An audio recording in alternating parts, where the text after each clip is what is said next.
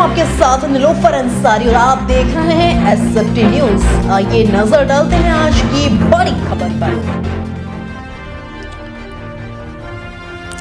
करंडा क्षेत्र के तुलसीपुर स्थित त्रिकालदर्शी अंतर्यामी शिव पूजन बाबा देवलोक आश्रम में मकर संक्रांति के अवसर पर श्रद्धालुओं की भीड़ उमड़ पड़ी। बाबा के दर्शन के लिए लोग लाइन में खड़े रहे। दर्शन पूजन के पश्चात श्रद्धालुओं ने प्रसाद ग्रहण कर पुण्य के भागी बने।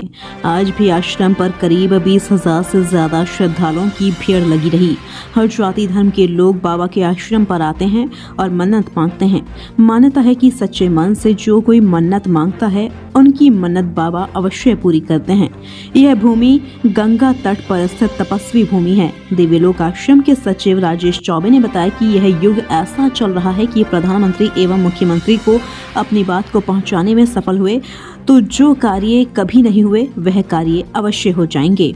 उन्होंने डीएम आर्यका खोड़ी से निवेदन करते हुए कहा कि जिले में जितने धार्मिक स्थल हैं वहां चेनेज बोर्ड लगवाने का काम करें। मेरा मानना है कि केवल जिले में एक ऐसा काम हो जाए तो जिले की दशा व दिशा धार्मिक नगरी के रूप में परिवर्तित हो जाएगी। के अवसर पर अपने जनपद वासियों को क्या संदेश देना चाहेंगे? देखिए, मैं अपने जनपद वासियों को शुभकामनाएं इस अवसर पे देता हूं क्योंकि ये महाकुंभ का समय चल रहा है और लोग माँ गंगा में स्नान करके और स्वतः अपने मन को पवित्र कर रहे हैं। यह माँ गंगा का आशीर्वाद है उन लोगों को। लेकिन मेरा अपना एक और मानना है कि इस महाकुंभ के अवसर पे जनपद वासियों के लिए इसे स्वर्णिम युग की शुरुआत मानी जाए, क्योंकि यह युग ऐसा चल रहा है कि अगर हम अपनी बात आदरणीय प्रधानमंत्री या आदरणीय मुख्यमंत्री तक अपनी समस्या को पहुंचाने में सफल हुए, चाहे अपने माध्यम से, चाहे आपके माध्यम से, चाहे किसी माध्यम से, तो जो कार्य कभी नहीं हो सकते हैं वो इस समय हो सकते हैं। ऐसा मेरा अपना मानना है। मेरा आप लोगों के माध्यम से जिलाधिकारी महोदय से भी एक विनम्र निवेदन है कि उन्होंने काफ़ी काम जनपद में कराया, एक काम और कराएं जनप्रतिनिधियों से, चाहे वो किसी राजनीतिक दल के हो। एक एस्टीमेट बनवाएं और जिले में जितने धार्मिक स्थल हैं साइनेज बोर्ड लगवाने का काम करें। केवल जिले में एक ये काम हो जाए तो इस जिले की दशा और दिशा धार्मिक नगरी के रूप में परिवर्तित हो जाएगी। ऐसा मेरा अपना मानना है, क्योंकि जब लोग काशी में चल के आते हैं तो उनका मन लहुरी काशी की तरफ होता है, लेकिन किसी स्थान के विषय में उनके पास सही जानकारी नहीं है।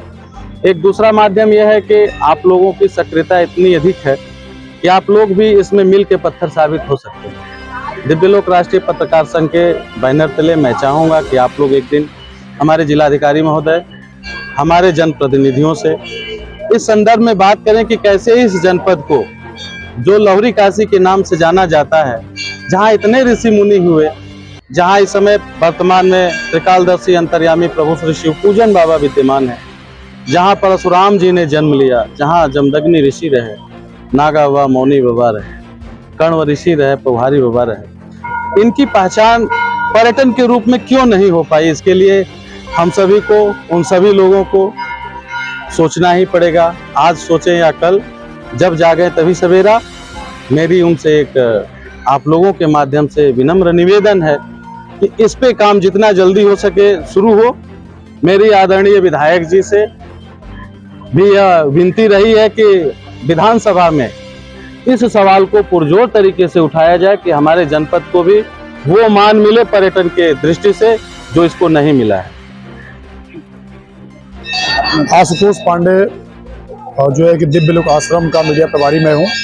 आशुतोष जी, हर साल की भांति इस साल भी जो बाबा शिव पूजन के आश्रम पे इतनी चलचला हो रही है, इसके पीछे क्या कारण है? और देखिए, आस्था और विश्वास सबसे बड़ा रीजन यही होता है।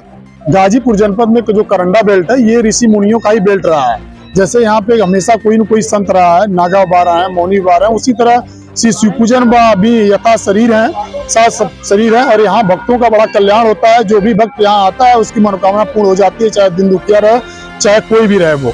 उसी क्रम में सभी लोग जानते हैं कि शिव पूजन वाक यहाँ जब भी आए कभी झोली खाली नहीं जाती है। गुरु पूर्णिमा हो चाहे मकर संक्रांति हो, यहाँ पे कई हजार लोग आते हैं और बिल्कुल सभी लोगों को प्रसाद भंडारा फ्री रहता है। प्रसाद भंडारा लेते हैं, दर्शन करते हैं और अपने घर जाते हैं। क्या सुनने में आता है कि यहाँ बहुत सारे प्रांत से लोग यहाँ आते हैं, क्या इसके बारे में क्या कहना चाहेंगे? बिल्कुल, कई प्रांत से, अभी तो बिहार के भी लोग आए हुए हैं, एमपी, बिहार, राजस्थान, कुछ दिन पहले राजस्थान की टीमें आई थी और काफी बड़े बड़े लोग आए थे जो कि मंदिर को देखे, और आउट ऑफ कंट्री में भी इस आश्रम की अब चर्चाएं चल रही हैं। देश ने विदेशों में भी चर्चाएं चल रही हैं, जैसा कि आप सभी लोग भीड़ को देख के अंदाजा तो लगा ही सकते हैं।